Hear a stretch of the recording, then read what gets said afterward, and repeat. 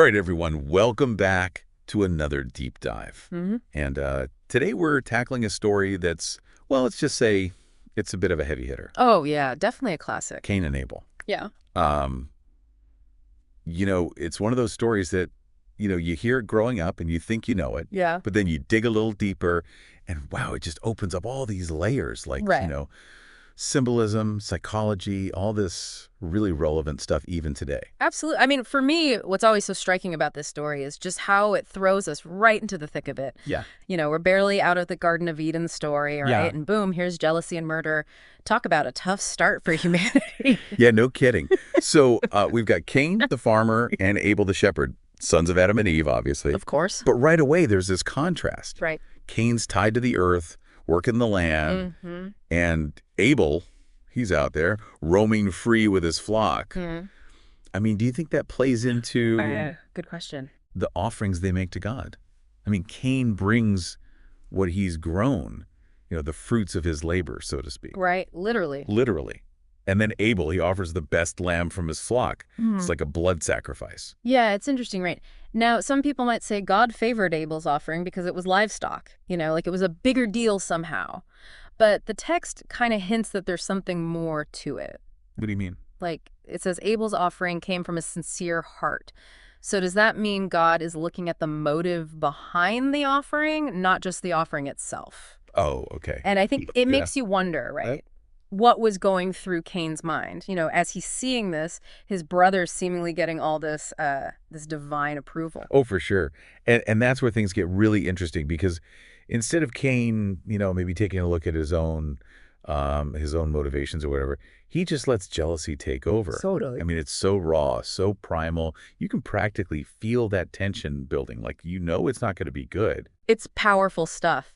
And, the text goes as far as describing sin like a predator, lurking at Cain's door. It's this thing he needs to master. So it's not just about doing bad things. It's about this whole internal battle we all have, right? Yeah. This struggle between like our worst impulses and choosing to do better. But Cain doesn't listen, does he? Nope. He leads Abel out to a field and, well, we all know what happens next. The first murder in human history. I mean, it's brutal. It's shocking. And you almost can't help but think, like, does this say something about us as a species? About that potential for violence that's been with us from the start. It's a dark thought for sure. But also this act, it's not just about Cain and Abel. It's like something bigger breaks, Oh, interesting. Like the text suggests this violence messes up this harmony between humans and nature. It's almost like this cosmic wound that never really heals. Wow. I never thought about it like that. Yeah, it's heavy stuff. So then, God shows up, asks Cain where Abel is. And Cain, of course, he tries to play dumb. I mean, those words, right? Am I my brother's keeper? Oh, yeah, classic. Like, it's a question that we're still asking ourselves today, isn't it? Like, when is it our responsibility to step up? Yeah. To protect others? Yeah. Even when it's hard? Yeah, especially when it's hard. When it's really inconvenient? Right. But God, he sees right through the lie. Of course. And Cain, he's cursed. He can't farm anymore. The earth won't yield for him. And he's condemned to wander. It's not just punishment. It's like complete exile. Total separation from everything he knows. Yeah. But then even in this, this anger, God shows mercy. It's true. It's this really interesting paradox. Right. He puts a mark on Cain to protect him, to make sure nobody takes revenge. I mean, what a powerful image. Like, it's both a symbol of his crime and a shield. Yeah. What do you think life was like for Cain after all of this? How do you live with that kind of guilt, knowing you're marked for what you've done? It's a good question, and one we'll definitely want to unpack more in the next part of our deep dive. Was Cain really remorseful? Or was that mark just a constant reminder of the price he paid for giving in to his darkest impulses? Ooh, good cliffhanger. We'll have to wait and see. Stay with us. Absolutely. Okay, so we left off with Cain, exiled, this mark on him, forever changed by what he did. I don't know about you, but it's crazy how, like, this story is so old, thousands of years, but it still feels Oh, I know, right? so real, It's like it gets to something like fundamental about us. about being human. It really does, like this blueprint for understanding why we still have so much conflict today. You know what I mean? Yeah. I mean, think about how it's become this kind of universal story, Right, right. passed down through generations. You see versions of it in different cultures, religions. I mean, even in literature, right? It's like we all share this language for talking about the human condition, the good and the bad. And the symbolism, I mean, it's so rich.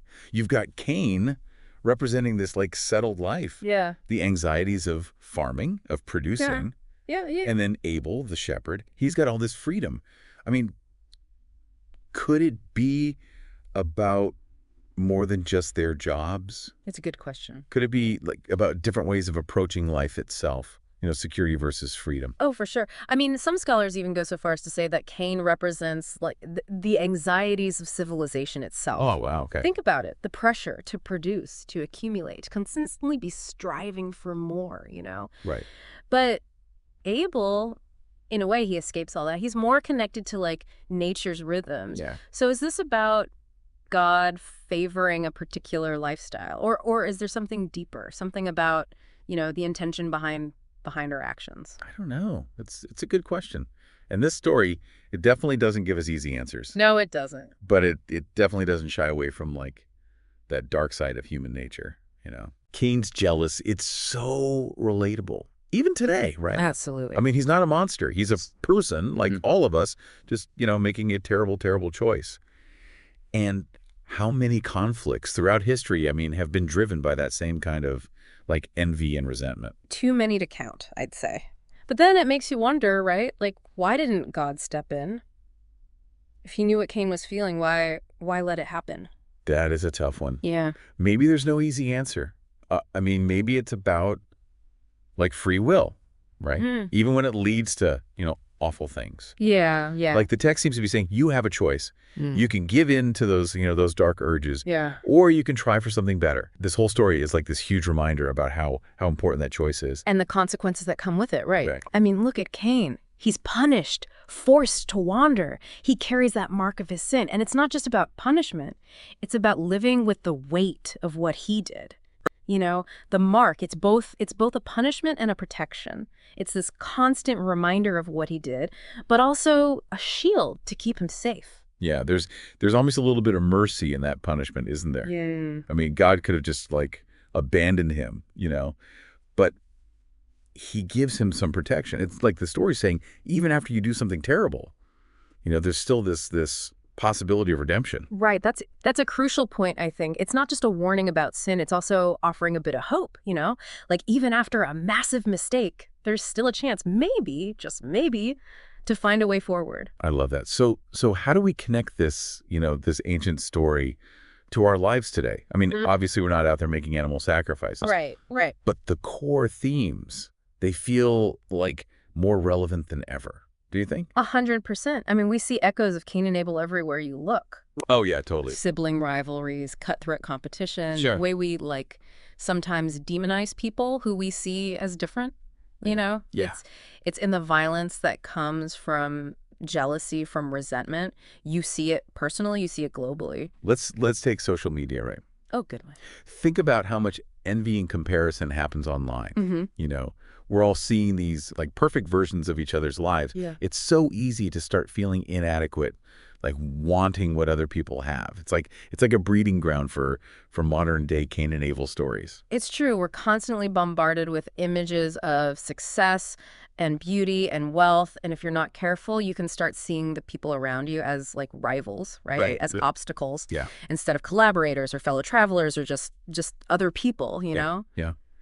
And that kind of thinking, it's toxic for individuals, for society. Absolutely. It's like this story is telling us, hey, look inward. Yeah. Check your own heart. Choose compassion instead of envy. Remember, we're all human, especially in a world that feels so divided sometimes, Yeah. It's a powerful reminder. And it's not just that. It's that we all mess up. Yeah. We all make mistakes, sometimes big ones. But we can change. We can learn. We can try to live differently. Maybe that's the most powerful message of this whole thing. Yeah, there's hope there. So we've been digging into this whole Cain and Abel thing, and we've talked about the symbolism and how it still kind of freaks us out a little bit today. Big time. But there's this one last piece I think we got to look at. It's this idea of repentance. Yeah. Like the text, it doesn't really go into like how it's going on in Cain's head after he gets kicked out, right? Right. But you do see these hints of, you know, fear, sadness, the fact that he's really carrying this weight. It's like the story wants us to imagine, what that must felt like for him inside. Yeah. Yeah. Because repentance, it's not just about being punished, is it? Right. It's like you got to really face what you did, feel truly sorry, and then try to set things right if you even can. Yeah. So even though we don't get like a step-by-step of Cain repenting, Right. we can kind of guess right. From what he does. Yeah, I think so. I mean, he accepts the punishment. He lives with the Markeia. Yeah. He carries that burden. Totally. Isn't that a way of repenting in itself? I think it definitely is. And this idea of owning up to what you did wrong, and trying to be better, it's something you see in so many cultures, so many different beliefs. Yeah, it's like a core part of being human. It really is. We screw up sometimes really badly, but we can also learn from it and try to change. Yeah, I like that. It's like this story saying even after something as awful as murder, Yeah. you can still grow. You can still find some kind of redemption. Yeah. It's not about wiping out the past, right? Right. But it's like it opens up this possibility of a different future. Do you think that's why this story sticks with us so much? Because even though it's dark, it still has this glimmer of hope. I think that's a big part of it. Yeah. I mean, look, we live in a world where people are so quick to judge right. Oh, to point fingers and say you're this or you're that based on the worst thing you ever did. Yeah. Yeah. But this story about Cain and Abel, it reminds us that even after a huge mess up, there's still a chance for change. I love that. Yeah. And it makes me think it's not just about individual redemption either. Right? Oh, good point. I mean, we talk about jealousy and anger on a personal level, but those same things, they play out in bigger ways too, right? Totally. In communities between countries globally even. Yeah, yeah. So could this whole repentance thing apply to groups of people too? Like a whole society trying to come to terms with, bad stuff that's happened in the past. Wow, that's deep. Yeah. Because if you think about it, so many conflicts in history, they come from that same place as Cain and Abel, right? Yeah, like that resentment. Yeah. Wanting what someone else has the need to control. Exactly. And imagine if instead of holding on to all that anger and blame, Right. we could actually admit where we went wrong, try to make things better, and work towards a world that's more fair, Yeah. more compassionate. Yeah, like the story's giving us this guide for how to handle like the messiness of being human. Not just a warning, but like a map. That's a great way to put it. Say, remember, we're all connected. Try to understand each other instead of judging and look for ways to heal even when it's tough. I like that a lot. At the end of the day, we're all in this together, right? Yeah. We all have that potential for both good and bad. The story of Cain and Abel, it doesn't give us easy answers, but it does make us think about those big questions. Well, for sure. Like, what does it really mean to take responsibility for what we do?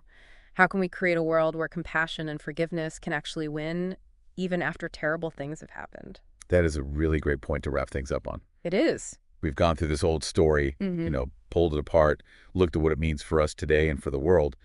But now is your turn. What sticks with you about Cain and Abel? What are you taking away from this as you go about your own life and as we all try to figure out this crazy world together? Remember, even in a story this old, there's wisdom that can still help us create a future that's better and more caring. So well said. Thanks for diving deep with us. Keep exploring, keep asking those tough questions, and keep looking for those moments